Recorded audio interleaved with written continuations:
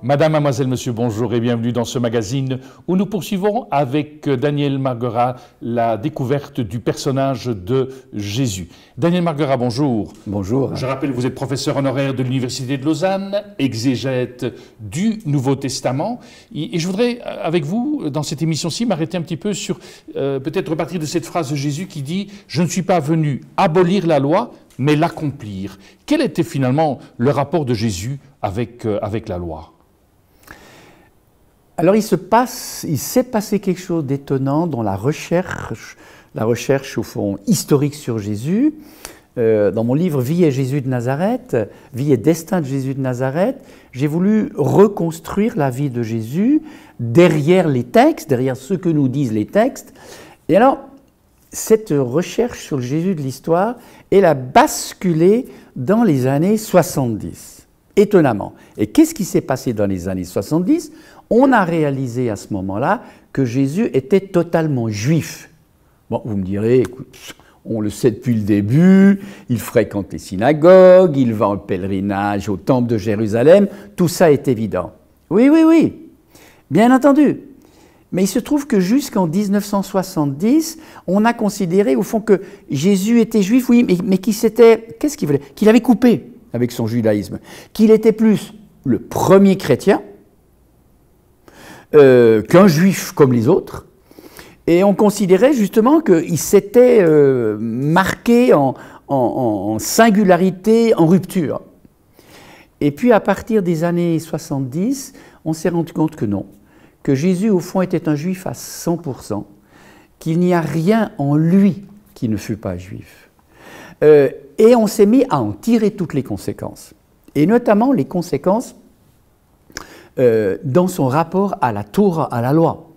Parce que la vie du judaïsme, au temps de Jésus, se déroule entre l'adoration au temple et puis l'observance de la Torah qui représente cet énoncé de la volonté de Dieu qui vise à régler les moindres détails, et les pharisiens étaient extrêmement sensibles à ça, à régler les moindres détails des gestes de la vie quotidienne pour qu'ils soient fidèles totalement à la volonté divine. Et par exemple, Jésus, on le sait, a fait scandale. Il a fait scandale parce qu'il a guéri les jours du sabbat. Cette activité était interdite parce que c'était un travail. Et or, Jésus, mais de manière provocatrice, par exemple, une fois, il guérit une femme qui avait le dos bloqué depuis 18 ans. On aurait pu dire qu'il aurait pu attendre un jour de plus. Et non, il choisit le jour du sabbat pour guérir. Et à des pharisiens qui le guettent et qui l'espionnent en disant « est-ce qu'il va le faire ? Est-ce qu'il va le faire ?» Jésus effectivement va guérir un paralysé et devant la surprise, non, l'indignation des pharisiens, il va dire « mais est-ce qu'il est autorisé de faire le bien le jour du sabbat ?» Et on avait longtemps compris que Jésus, par là même, allait couper avec le judaïsme en transgressant la prescription du repos sabbatique et qu'il était le seul à le faire. En travaillant, en lisant le Talmud c'est la somme de l'érudition juive, on se rend compte que pas du tout, qu'il y avait un débat ouvert au temps de Jésus. Est-ce qu'on a le droit de faire le bien ou non le jour du sabbat? Et Jésus prend l'exemple de celui dont une bête tombe dans un puits. On sait que les membres de la communauté de Qumran, c'était la communauté de Qumran, une communauté qui se retire au désert pour préserver sa pureté, leur réponse était non, pas question. L'animal peut mourir, il ne s'agit pas de déshonorer Dieu en travaillant le jour du sabbat. Les pharisiens, eux, avaient une position plus laxiste. Alors ils disaient, vous pouvez lui tendre un bout de bois, une planche, et l'animal va s'accrocher.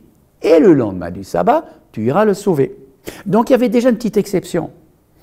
Jésus prend part à ce débat. Il prend part à ce débat qui est ouvert, mais lui, il va trancher. Et il va trancher d'une manière radicale. C'est-à-dire, au fond, qu'il va effectivement guérir en disant, ben voyez, je guéris, je manifeste que le sabbat est un jour où on fête le Dieu libérateur, eh bien, je libère cet homme, ce paralysé, de cette maladie qui lui pourrit la vie. Je suis le médiateur du Dieu libérateur. Voilà. Mais à la différence des pharisiens qui disaient c'est uniquement en cas d'urgence, si l'animal tombé dans le puits est en danger de mort, Jésus va dire non. Il y a une urgence, oui. Mais ce n'est pas seulement celle que vous croyez. L'urgence, c'est de venir en aide au prochain qui souffre. Donc il va faire une lecture radicale, là où les pharisiens diraient « mais non, c'est réservé uniquement à ces cas particuliers où on se trouve dans une situation de vie ou de mort », Jésus va dire « mais la souffrance du prochain, c'est une urgence à laquelle de laquelle rien ne peut nous soustraire. Il nous faut absolument venir en aide au prochain. » Et c'est la raison pour laquelle il va résumer la loi, comme on sait, sous le double commandement « Tu aimeras le Seigneur ton Dieu de tout ton cœur, de toute ton âme et de toute ta pensée, et tu aimeras ton prochain comme toi-même. » Là aussi, au temps de Jésus, un grand sage, Hillel, un grand pharisien, a parlé de l'importance de l'amour du prochain. Mais Jésus, lui, encore une fois, il est totalement juif, mais un juif radical, je dirais. Un juif radical, il va dire, si vous n'observez pas le second commandement, tu aimeras ton prochain comme toi-même, le premier ne vaut rien. C'est-à-dire que Jésus, dans le judaïsme, oui, a dit l'importance de l'amour du prochain, mais il va dire, ça invalide complètement ta foi, ta piété, ta confiance en Dieu se trouve totalement invalidée si elle n'est pas vérifiée par l'amour du prochain. Et puis il va aller encore plus loin, parce que dans le judaïsme de son temps, le prochain c'était le compatriote. Pour les pharisiens, c'était même encore moins que le compatriote. Hein. C'était l'autre pharisien, le membre de la confrérie.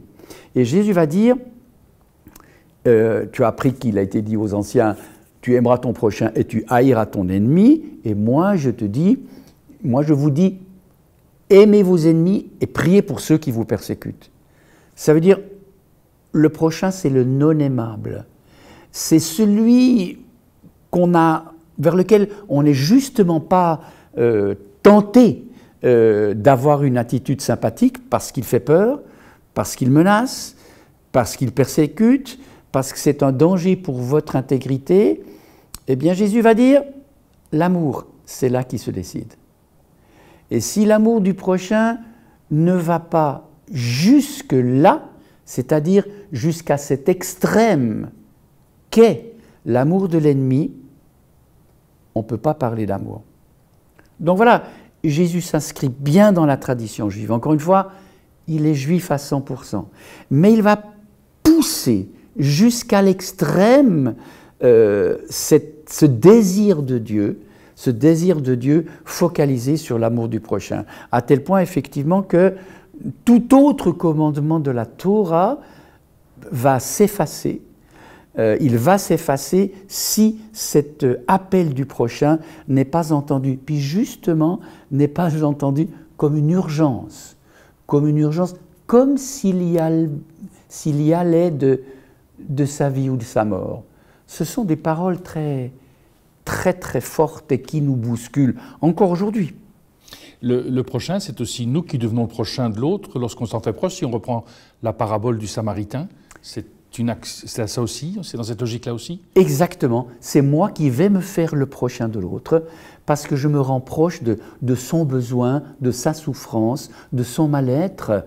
C'est moi effectivement qui me fais ce prochain de l'autre. Oui, et qui ne le maintient pas à distance, par exemple parce que sa souffrance ou son étrangeté ou sa singularité me ferait peur.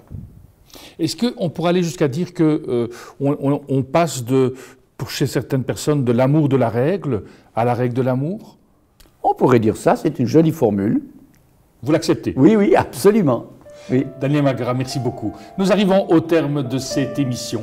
Au nom de toute l'équipe qui l'a préparée, le me reste qu'à vous souhaiter une excellente journée et je vous dis d'ores et déjà à très bientôt.